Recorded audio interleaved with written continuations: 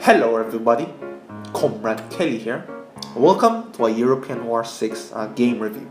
So as I promised yesterday, I would upload this video today, and I'll be a bit late, and as you can see, this was uploaded way late compared to other YouTubers such as Warmaster, which has done a lot of videos already, so I'm pretty impressed at the speed he does this stuff.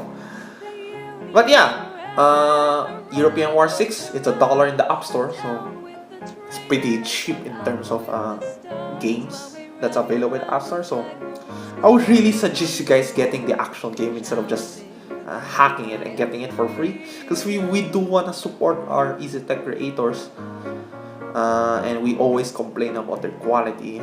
At the same time, we're just hacking their games, so they don't really profit from their products.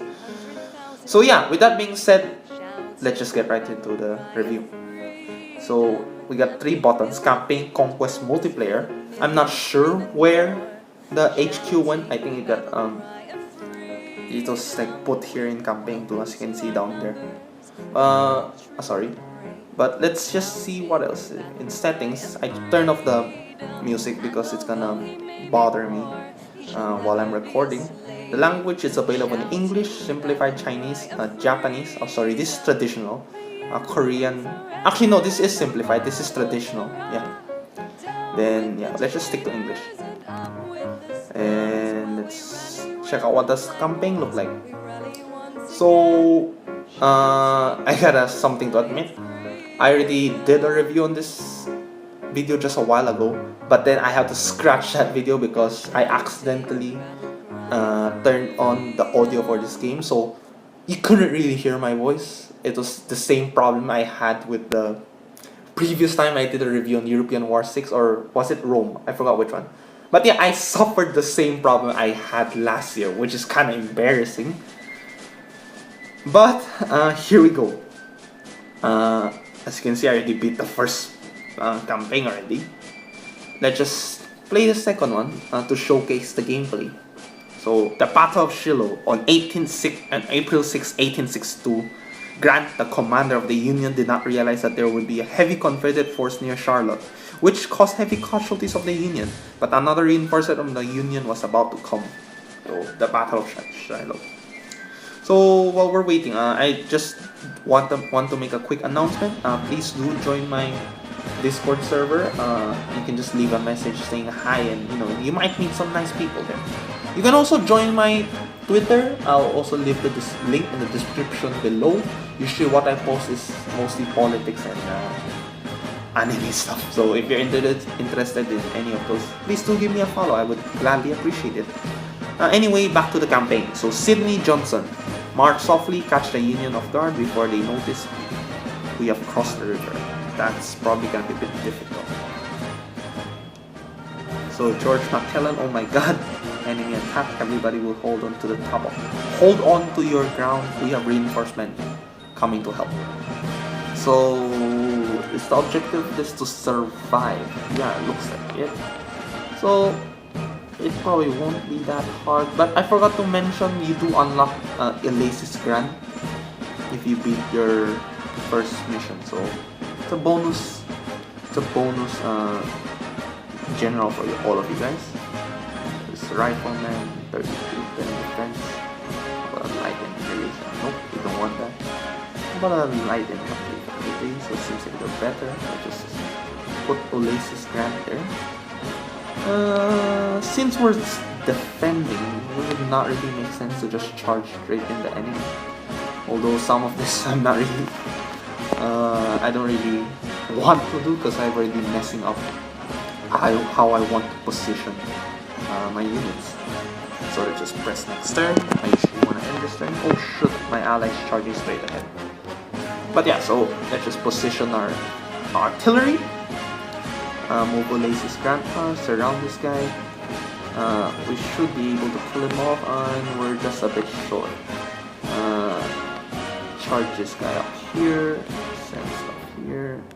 Reinforcement here. Let's just bombard them with our artillery. There we go.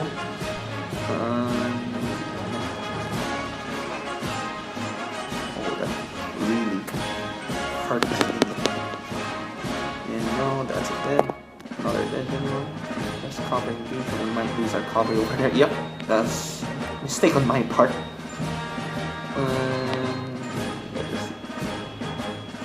So we got really powerful cavalry unit. What are these things? The breastplate cavalry. So I have to keep that in mind. They're pretty good to have around. Boom. Can we actually just attack him? Seems like there's no one here. So let's just rush this guy. What is this? Just ignore that. And yeah, the reinforcements there already, as you can see. But yeah, let's just rush this guy. Oh, he can still attack. I was expecting not being able to really counter attack, but I guess I was a bit wrong in that. Let's get rid of this guy so I'm not surrounded anymore. I guess we can do this. Yeah. Let's see if our cover is gonna completely destroy theirs.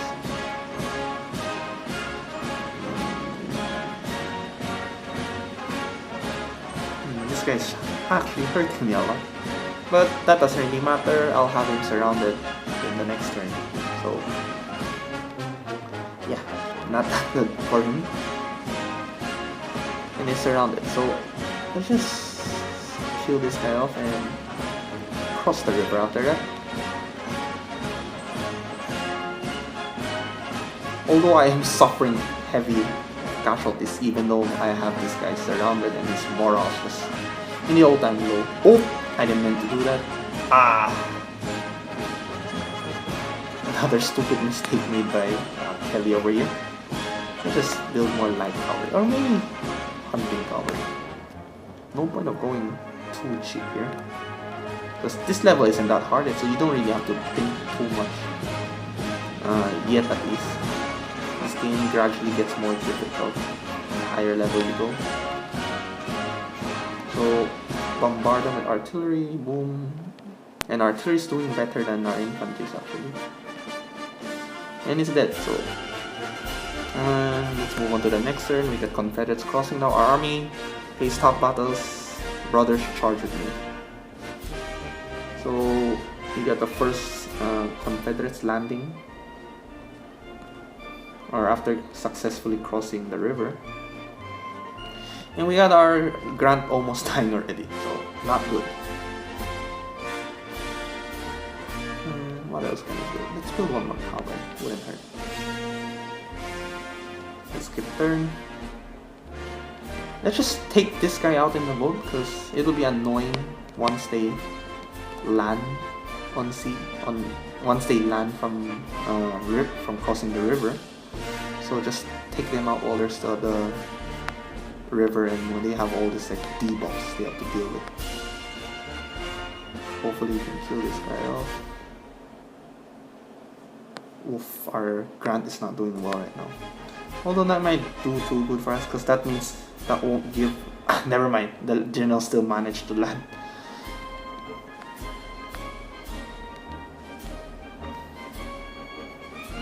Well, in terms of this guy, I'm holding out now.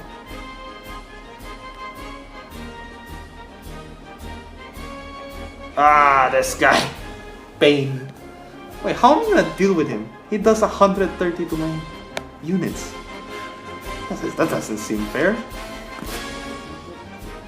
Oh yeah, although I did just get my victory. Oh, there's leveling system now. This is something new actually. So I'm still not sure how the general leveling system works. But yeah, it's a new system they introduced for this game, and it doesn't seem like I've completed this yet. I'm not sure why. Oh yeah, it's asking me to raid, but no, I'm not gonna raid for now. But yeah, it looks like I have unlocked 2 more campaigns now. So the Peninsula campaign and the Second Battle of Manassas. And I think this grayed out looking one you can play as the Confederates, which is pretty interesting. So that's how the campaign looks. Let's just check out the generals. You can see already have Ulysses Grant. Yeah, Robert E. Lee, and so on and so forth. Here are the infantry generals. Take a look. Really liking the new general portraits we have. Same thing with the infantry templates. Looks pretty cool too. The one you have used to train up. You can see Mackinson over there. Wilhelm II, so on and so forth. Here, artillery general, you got Hindenburg, and here the naval generals. So that's it for the generals. Let's go to training. We can use our gold to upgrade our infantries or whatever units we have. Here are our items. I'm not sure what's available in the shop. So here are the shop items. You get the Z flag, war drum, the M191 Argentine Mauser. But yeah, so they also introduce a system where you can watch ads. You know, if you don't want to pay any of the enough patience to watch ads to get like certain amount of rewards, you can. But there's a limit to how much ads you can watch in a day. Let's move on to the princess. So the way we unlock princess now is actually pretty straightforward now. We can unlock them by just simply clearing campaigns. So we can unlock Sophie by clearing campaign chapter 9. So what she does is she decreases the cost of all recruiting artillery of the city by 25%. So a lot of these have decent skill sets, and I'm guessing the higher level you go, the better their skills are. So those the generals, the training, the items. Let's actually now move on to the conquest, where probably everyone's after. I'm so sorry. So we start off with 1861, and the first thing you may have noticed is Europe's actually not here. Like, I know the name of the game, but what this actually reminds me of is the older European Warfare games. I think they had like 2 conquests where it's based around America only. So yeah, it's a nice throwback to European Warfare, I guess. And as you can see already, this is based on the American Civil War. So you can play as the Confederates, or you could play as the Union.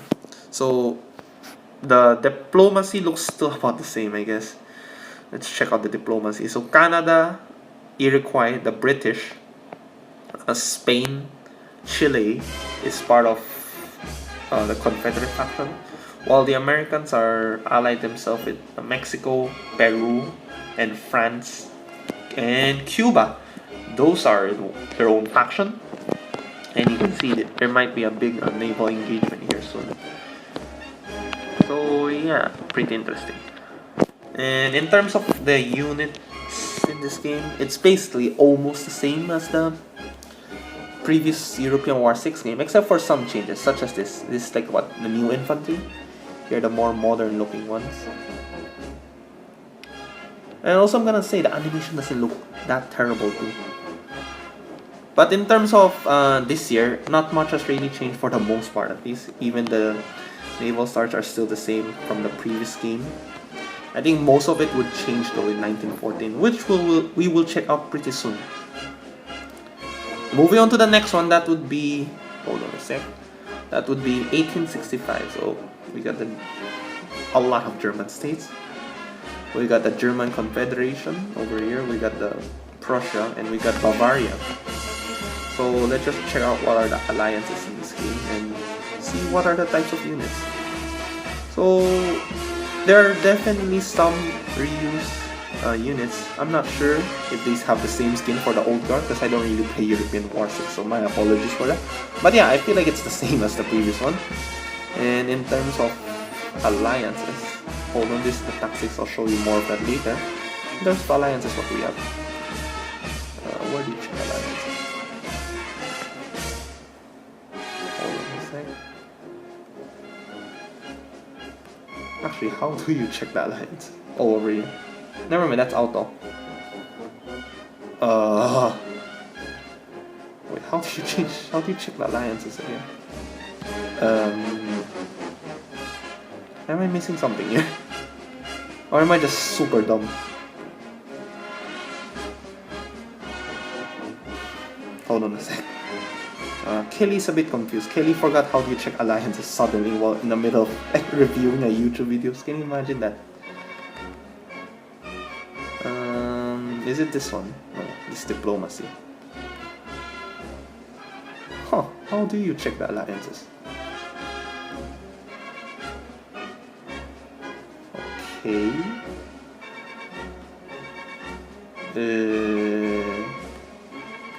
Well, we don't need that right now. We can just tell by the health bar.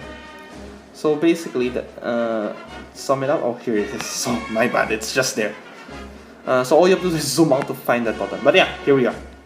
We got Bavaria, the German Confederation, Prussia, the United Kingdom, Spain, the Papal State. Oh yeah, the Papal States here. Montenegro. No, not Montenegro. Bulgaria, Romania, and Turkey, or the Ottoman Empire, in one faction. We also got the Canadians over here. But enough of that. The other faction would be France, Portugal, Italy, Austria, and Russia.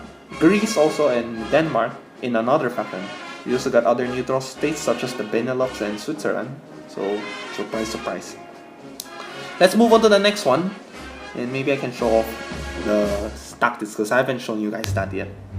So 1914, where most of the things have changed and we probably know or very familiar with the alliances that occurred during the First World War.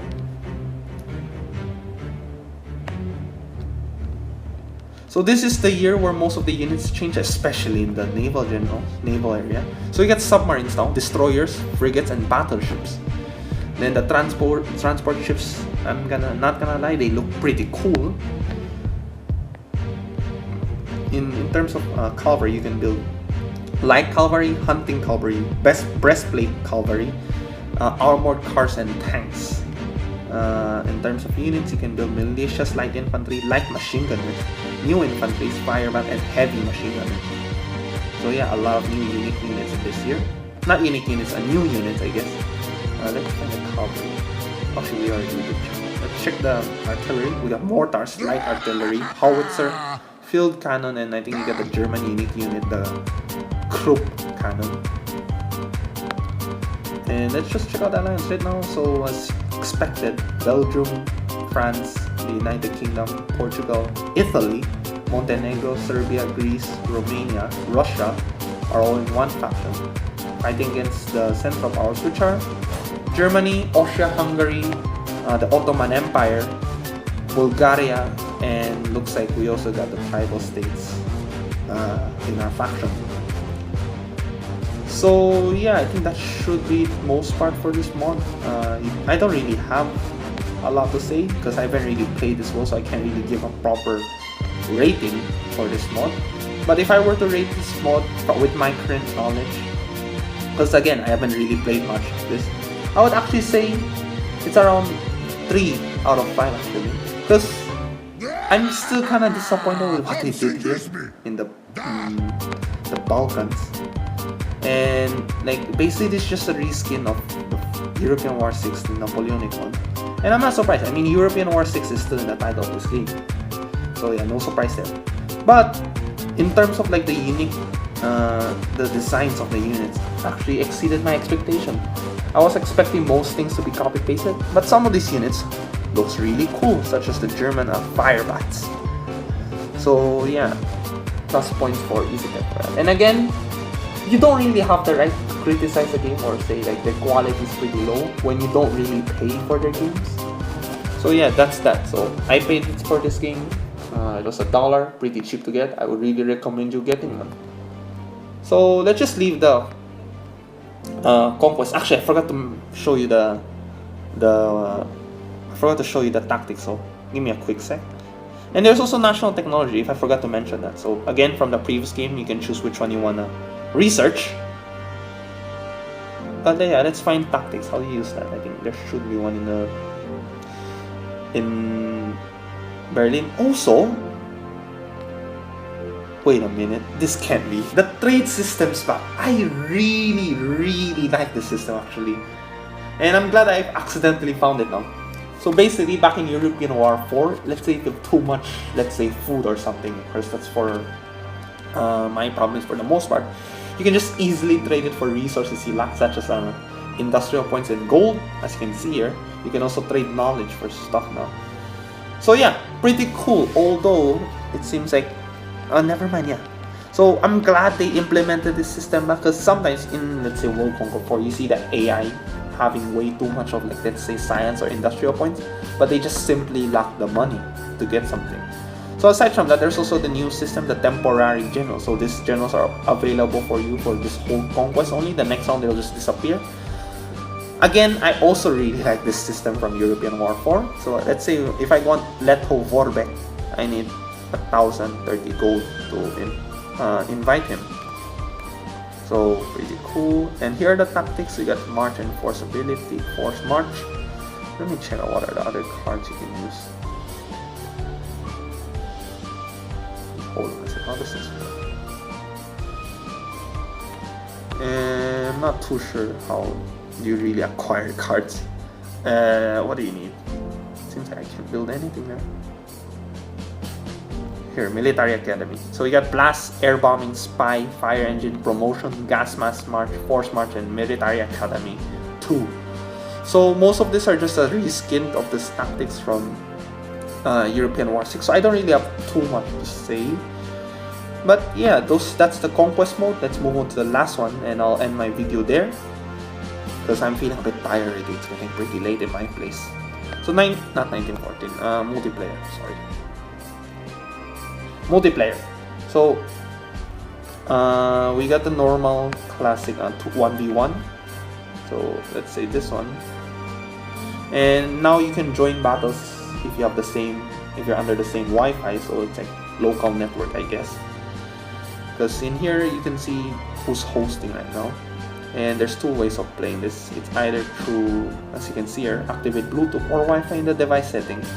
And you can play with your friends. Also, there's this one, the co-op on the Western Front. Seems like it's either you play the Germans or the French, and you'll try to survive the AI or work together to win the campaign. So yeah, that's pretty cool. And I think that should be it. I promise I'll do again our announcement when the Android comes out. So please do wait patiently. I'm not sure if I'll do a hack again, because I kind of felt bad for EasyTech when I did it the last time. So I'm not sure if I'll do it this time around. I'll try to be a good boy now and maybe get some brownie points from EasyTech themselves. So yeah, that's about it. Thank you guys for watching, and I'll see you guys in the next video. Bye!